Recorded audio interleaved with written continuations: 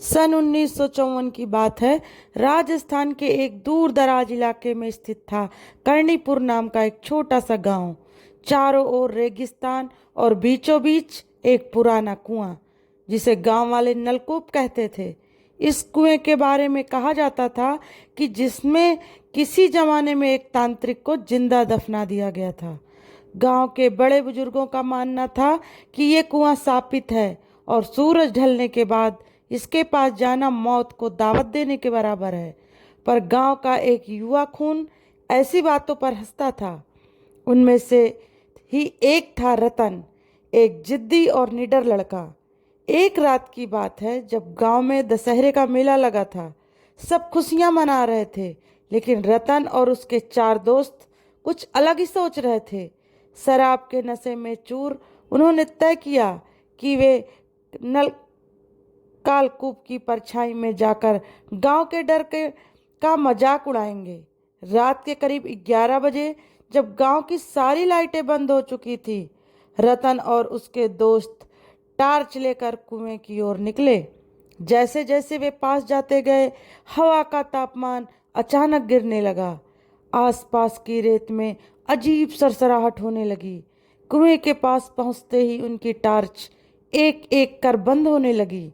रतन ने जैसे ही कुएं में झांकने की कोशिश की, एक तेज चीख उसके कानों में गूंजी। पर वह आवाज इंसान की नहीं थी। उसके दोस्तों ने डर के मारे भागने की कोशिश की, लेकिन उनके पैर जैसे जमीन में गड़ गए हों। तभी कुएं से काली धुंध निकली और उनमें से एक लड़के सुभाष को अपनी गिरफ्त में ले लिया। सुभाष के मुंह से कोई आवाज नहीं निकली। उसकी आंखें फटी की फटी रह गईं और उसका शरीर धीरे धीरे कुएं के भीतर खिंचने लगा। रतन ने उसे बचाने की कोशिश की, लेकिन एक अदृश्य ताकत ने उसे पीछे धकेल दिया। किसी तरह रतन और बाकी दोस्त वहां से भाग निकले और सीधे गांव के पुजारी के पास जा पहुंचे। पुजारी ने उसकी हालत देखी और कांपते हुए कहा, तुमने बहुत बड़ी गलती की है। उस तांत्रिक की आत्मा अब जाग चुकी है। अगली सुबह गांव के लोग कुएं के पास पहुंचे तो वहां सुभाष की केवल चप्पलें पड़ी थी। उसका शरीर कभी मिला ही नहीं। इसके बाद गांव में अजीब घटनाएं शुरू हो गईं। रात में किसी की रोने की आवाज आती, मवेशी खुद ब खुद मरने लगे और कुछ बच्चों ने अपने सपनों में एक डरावने काले साए को देखा जो उन्हें कुएं की ओर बुला रहा था। पुजारी ने सबको इकट्ठा कर कहा, उस तांत्रिक की आत्मा अब मुक्त नहीं हो सकती जब तक कोई उसकी जगह बलिदान न दे। गांव में सन्नाटा छा गया। रतन, जो अब खुद को दोषी मानता था, एक रात चुपचाप कुएं के पास पहुंचा। उसने एक दिया जलाया और कहा, अगर मेरी गलती से ये सब हुआ है तो मुझे ले जाओ, पर मेरे गांव को छोड़ दो। कुछ पल शांति रही, फिर हवा एकदम ठंडी हो गई। कुएं से फिर वही काली धुंध निकली, पर इस बार रतन डर के बजाय शांति के साथ खड़ा रहा। अगले दिन उसका शरीर कुएं के पास मिला, पर उसकी आंखें मुस्कुरा रही थीं। उस दिन के बाद कालकूप कभी नहीं जागा, लेकिन आज भी जब कोई उस गांव में रात गुजारता है तो कुएं से एक धीमी आवाज आती है, कभी मजाक मत बनाना उसका जो समझ से परे हो।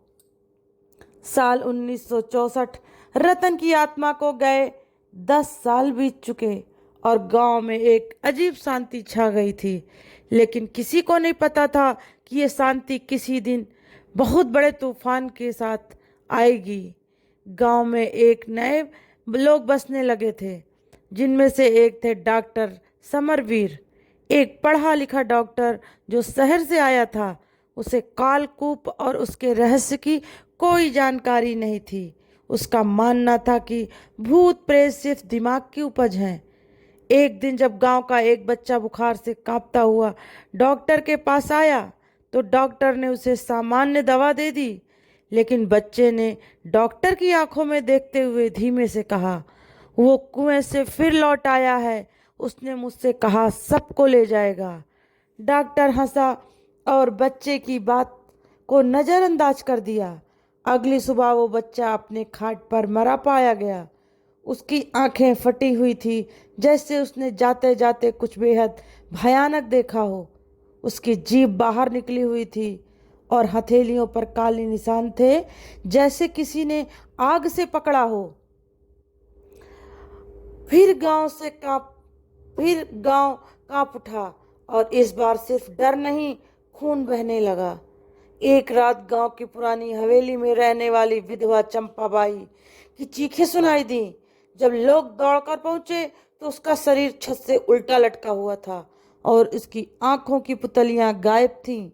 अब डॉक्टर समरवीर ने फैसला किया कि वो खुद कालकूप जाकर सच्चाई जानने की कोशिश करेगा। उसने गांव के कुछ नौजवानों को साथ लिया और रात 12 बजे टॉर्च और कैमरे लेकर निकल पड़ा। गांव के पास पहुंचते ही कैमरे बंद हो गए। टॉर्च की रोशनी कांपने लगी, हवा भारी हो गई, जैसे किसी ने उसकी सांसें जकड़ ली हो। तभी कुएं से किसी के गाने की धीमी आवाज आई, ओम काल विंध्वसाय नमः। आवाज धीरे धीरे भयानक हंसी में बदल गई। डॉक्टर के साथ गए एक युवक ने हिम्मत करके डर के मारे जैसे ही पीछे मुड़कर भागने की कोशिश की, उसकी गर्दन अपने आप एक जोर की आवाज के साथ मुड़ गई और उसका शरीर वहीं ढेर हो गया। लेकिन मरने से पहले उसने एक ही बात कही। उसके हाथ नहीं थे, सिर्फ साए थे और वो हवा में तैर रहा था। डॉक्टर को अब समझ आ गया था, ये तांत्रिक अब किसी बलिदान से शांत नहीं होगा। उसका श्राप अब पूर्ण रूप से गांव को निगलने आया था। अगले 7 दिनों में गांव के 4 और लोग मरे। किसी की खाल उधेड़ी गई, किसी की आंखें जली मिली और एक का सिर कुएं के अंदर लटका मिला।